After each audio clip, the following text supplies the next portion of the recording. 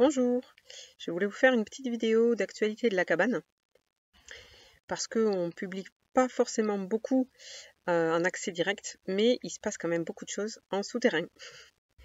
J'ai créé une page Facebook, une page c'est pas un profil personnel, c'est comme une page professionnelle, mais tout le monde n'a pas accès à Facebook, tout le monde n'a pas envie d'aller sur Facebook et ça se respecte tout à fait.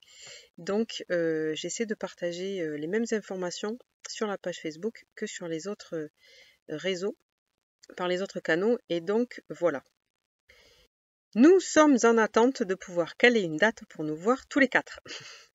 Je vais régulièrement à Montpellier, Seb habite à Montpellier, donc on se voit régulièrement tous les deux, mais Gaël et Laetitia ne se sont pas rencontrés entre eux, on ne les a pas rencontrés non plus, donc on va essayer d'organiser quelque chose, probablement pour le mois de février, probablement du côté de Montpellier, pour se voir enfin en vrai, en aura, comme on dit dans le monde du design, pour voir pour continuer à avancer dans les discussions, quoi.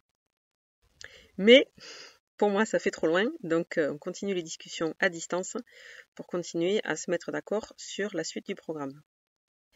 Notamment un point qui est important pour moi, qui concerne ce qu'on peut appeler la charte graphique, la présentation, l'identité visuelle de la cabane.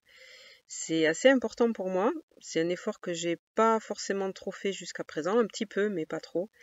Et là, j'avais envie vraiment de proposer quelque chose, justement puisque l'idée c'est de communiquer sur différents canaux, sur Facebook certes, mais pas uniquement, d'avoir éventuellement un profil Instagram, un site internet, etc.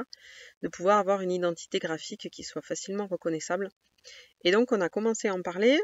J'ai été encouragée notamment parce que partage Laetitia, qui peint aussi elle-même et qui a un œil pour ce qui est graphisme, couleurs, etc., qui me paraît intéressant, en tout cas qui correspond à mes goûts.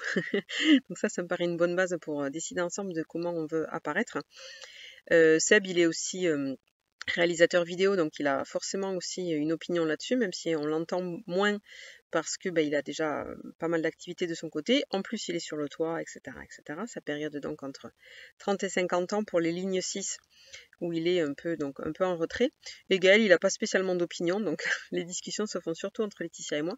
Et donc on a commencé à faire des propositions, et pour l'instant c'est pas mûr. Donc la page Facebook notamment, elle n'a pas encore de logo définitif, mais ça va arriver.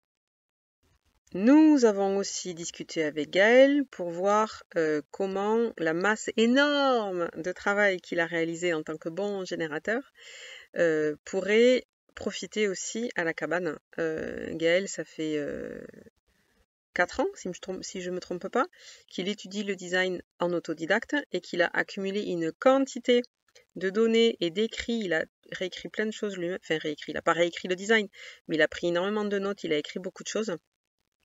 Qu'il veut aussi mettre à la disposition de la cabane sous une forme ou une autre. Donc merci Gaël, merci pour ce travail, merci les générateurs. Et on va voir ce qu'on en fait. On va pas intégrer tout ce qu'il a fait, notamment avec Julien, avec son site Happy Human Design. On va pas avaler tout ça tout cru dans la cabane, c'est pas le but. Donc justement, on est en train de réfléchir, de discuter pour trouver le bon degré de collaboration entre ces deux entités. D'autre part, nous sommes en discussion pour créer justement les différents supports, les différents canaux de diffusion dont je vous ai parlé. A priori, un site internet, c'est la base, sur lequel il va y avoir une médiathèque, une bibliothèque de contenu exclusif, texte, vidéo et peut-être audio. Certains gratuits, parce que c'est important pour moi de continuer à proposer du gratuit, mais aussi certains payants, parce que c'est aussi important pour moi de proposer du payant, simplement parce que c'est aussi juste de recevoir un échange d'énergie pour le travail que ça nous demande et que ça nous a demandé, les années de formation qu'on a faites les uns et les autres, et continuer à proposer que du gratuit, ça me paraîtrait pas juste. Déjà parce que ça continuerait à entretenir l'idée qu'on peut se former au design et apprendre le design sans aller en profondeur et sans donner de soi, et donc donner une forme ou une autre de retour d'énergie, qui dans la culture dans laquelle on est se fait essentiellement sous forme d'argent, mais c'est une convention parce que c'est facile, mais disons l'idée c'est d'avoir un retour d'énergie. et aussi simplement pour pouvoir proposer donc des textes, des vidéos, des échanges entre nous, un apprentissage en fait qui soit approfondi et donc disponible de façon payante. On ne sait pas encore sous quelle forme précisément, enfin on ne sait pas encore par quel canal, mais on est en discussion vis-à-vis de ça. Et bien sûr, l'étape d'après, c'est continuer à proposer de la formation sous différentes formes. Justement, l'idée de la cabane oasis de différenciation, c'est de proposer une formation, des enseignements de façon différenciée, c'est-à-dire en fonction de l'énergie, du profil, du type de chacun d'entre nous quatre. On va pas se forcer à enseigner des choses d'une façon très traditionnelle parce que déjà ça se fait déjà. Moi je suis pas tellement pour refaire ce qui se fait déjà.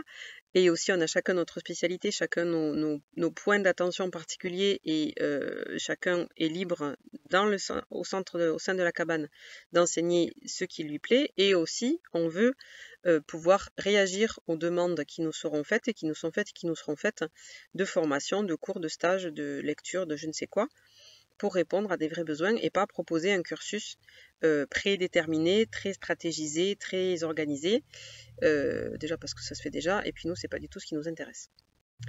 C'est pour ça que je le dis et je le redis, n'hésitez pas à nous faire des demandes ou des propositions, des suggestions, des invitations, comme vous voulez, de sujets que vous aimeriez aborder, que vous ne voyez pas trop aborder jusqu'à présent, qui restent confus pour vous, bref, tout ce que vous avez envie d'apprendre sur le design et de pratiquer sur le design, on peut en parler et on voit ensemble ce que ça peut donner. Bref, ça ressemble un petit peu à une hibernation, mais de dedans, ça continue à bouger et on vous tiendra au courant bien sûr dès qu'il y aura du nouveau. À bientôt!